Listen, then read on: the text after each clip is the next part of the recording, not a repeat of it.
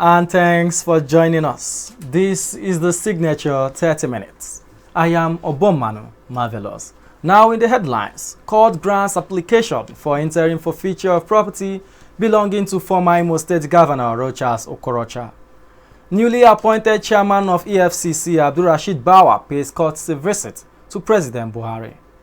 United States expresses concern over Boko Haram, calls it a brutal, capable enemy. We will begin the 30 minutes with the new EFCC chairman. The newly confirmed chairman of the Economic and Financial Crimes Commission, EFCC, Abdulrasheed Bawa, has paid a courtesy visit to President Muhammadu Buhari after his confirmation by the Senate on Wednesday. They met behind closed doors at the State House in Abuja. Bawa, a trained officer with vast experience in investigation and prosecution of advanced fee fraud cases, financial corruption, bank fraud, among others, is now the substantive chairman of EFCC, replacing the suspended former acting chairman, Ibrahim Magu. This appointment made him the youngest to ever head the commission since its inception in 2003. Moving away from the EFCC chairman, next is on security. President Muhammadu Buhari yesterday restated that his administration will continue to deal with insurgents, bandits, kidnappers, and other criminals who constitute a threat to innocent citizens across the country. He acknowledged that the country is battling with different dimensions of security challenges, noting that he has asked the new service chiefs to fashion out fresh strategies to end the ugly situation. President Buhari at Northern States Governors Forum and leaders meeting in Kaduna State, represented by his chief of staff, Ibrahim Gambari, said the federal government will continue to fight bandits, kidnappers, insurgents, and other criminals across until they are wiped out. As Niger State government intensifies effort to rescue the abducted 27 students of Government Science College, Kagara, Governor Abubakar Sani Bello has expressed concern over the attitude of the federal government, saying the state was yet to see any support from the federal government since the incident occurred. Although he acknowledged that the fact that the federal government has sent a delegation and deployed additional 300 mobile policemen to the state, he alleged that the state has been left to shoulder all the associated financial responsibility. The governor spoke in Minna on Thursday when former Abia State Governor and Chief Whip of the Senate, Rochas Okorocha, paid him a sympathy visit at government house following the abduction of the Kagara school children and other security challenges in the state. Bello, however, reiterated the state government's commitment to rescue the abducted school children unhurt, with or without any support from the federal government. Senator Kale had told the governor that he was in Minna to commiserate with him and the people over the recent security challenges and the abduction of innocent school children by bandits. He called on the federal government to, as a matter of necessity, establish a joint security committee in the state and other troubled parts of the country. The police in Abuja have arrested a former anti-Buhari social media commentator, Somtochukwu Onuchukwu, moments after invading his residence. Somtochukwu Onuchukwu was at home in Abuja's Kubwa neighborhood when a team of police officers broke into his house on Friday morning. He was taken away by the officers at about 11:30 a.m. following an initial standoff. He's now being held at the police area command in Kubwa. His wife Ada confirmed the arrest to newsmen, saying the police claimed something her husband did was against the law, but without elaborating. A spokesman for the Abuja Police Command did not immediately return a message seeking comments from journalists on the arrest of Onuchukwu, an ICT consultant based in Abuja. The commentator is also a non-supporter of the opposition People's Democratic Party, which has yet to issue a statement about the development. The Independent Corrupt Practices and Other Related Offences Commission, ICPC, says it has secured the final forfeiture of 350,367,772 naira fraudulently acquired by some staff of the Federal High Court, Port Harcourt in Rivers State. In a statement signed by ICPC spokesperson Azoka Ogugwa, ICPC said the money was fraudulently kept in an interest-yielding bank account by 3 respondents, including the Chief Registrar and the Deputy Registrar of the Federal High Court in Port Harcourt.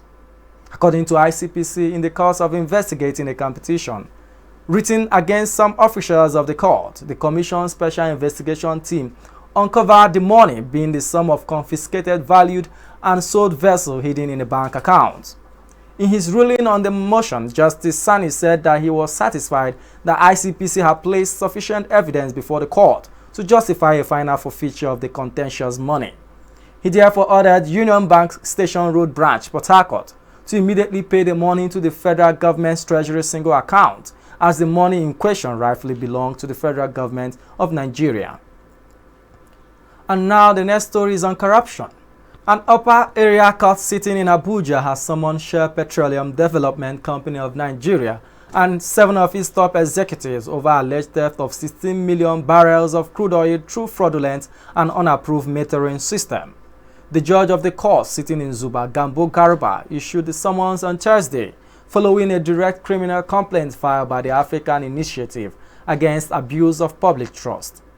In the said complaint, the group is urging the court to convict the Shell executives for alleged criminal acts of conspiracy, theft and teaching, which are in violation of sections 97, 287 and 323 of the Penal Code Law Cap 89 Law of Northern Nigeria 1963. The direct criminal complaint was filed by Obed Agu pursuant to section 88 and 89 of the Administration of Criminal Justice Act 2015. The group alleged that as operators of the Bonnet Terminal, Shell installed an unapproved metering system which it claimed was temporary and which it manipulated to deliberately understate the volume of crude oil that was injected to the terminal, thereby shortchanging the local oil companies, owners of the oil, and the federal government the revenue due to them. The oil companies include Belema Oil, Ereton, ITO, and New Cross. From the court papers, the group alleged that the Department of Petroleum Resources has conducted investigation into the allegations and has indicated Shell. Justice Ezohiri Njemanze of an Owerri High Court has granted an application filed by Louis Alozie's son, seeking an interim forfeiture of property illegally acquired by former Imo State Governor Rochas Okorocha and members of his family while in office. The suit has Nkechi Okorocha, Incorporated Trustees of Rochas Foundation, and Senator Rochas Okorocha as first, second, and third respondents against the Attorney General of Imo State. In a motion ex parte brought pursuant to Section 472 of the Imo State Administration of Criminal Justice Law, No. 2 of 2020, Alozie applied for interim forfeiture of the following property allegedly acquired by Okorocha illegally: Eastern Palm University, Oboko Royal Spring Palm Hotels and Apartments, IBC staff quarters illegally acquired for the purpose of Rochas Foundation College, Owerri, Magistrate Quarters, Olu Road, Cooperative Office, Girls Guild illegally converted to private use, Housing Market Square, Kilimanjaro Eatery. Others include Plot P5 Naze Residential Layout, initially part of Primary School Management Board, but now annexed to All In Store, Aba Road, belonging to Nkechi Okorocha, and all the property contained from pages 226 to 272 of the government's white paper on the recommendation of the Judicial Commission of Inquiry into Land Administration in Imo State from June 2006 to May 2019. The application was based on the ground that those public property were converted to personal use by the first to third respondents and their cronies, for which the applicant now intends to recover them in line with the white paper by the Judicial Commission of Inquiry's report. The Joint Action Committee of the Senior Staff Association of Nigerian Universities and Non-Academic Staff Union have suspended their 3-week-old nationwide strike. The Joint Action Committee, in a circular to branch chairman of NASU and SSANU dated Thursday, February 25, 2021, announced the suspension of the strike after a National Joint Action Committee meeting same day. The circular, signed by the General Secretary of NASU, Peter Adeyemi, and National President of SSANU, Mohammed Ibrahim, informed the chairman that the strike has been suspended from midnight of Friday. The committee said the decision to suspend the strike is based on collated responses from the branches and the signed memorandum of action with the federal government, which identified timelines for implementation. With the suspension of the industrial action, NASU and SSANU members are expected to resume work on Monday, 1st March. And now on the foreign scene. The United States government has expressed concerns over the continued security threat that terrorist groups Boko Haram and Al-Shabaab pose to Africa and the developed countries. It expressed the concern during a telephonic press briefing from Vicenza, Italy, involving United States Army Europe African generals, while discussing the recent United States Army Europe and United States Army African consolidation. The continued commitment of the United States Army to African allies and the multinational African Lion training exercise scheduled in June 2021. The briefing, organized by the United States Department of State's African Regional Media Hub, was attended by General Christopher Cavoli, Commanding General United States Army Europe and Africa, and Major General Andrew Rawlings, Deputy Commanding General United States Army Europe Africa. Responding to a journalist's question regarding Boko Haram, Major General Rawlings said that the violent extremist organizations such as Al-Shabaab and Boko Haram are a brutal, capable enemy, as they have planned and conducted numerous violent attacks on African citizens, United States military service members, international military forces.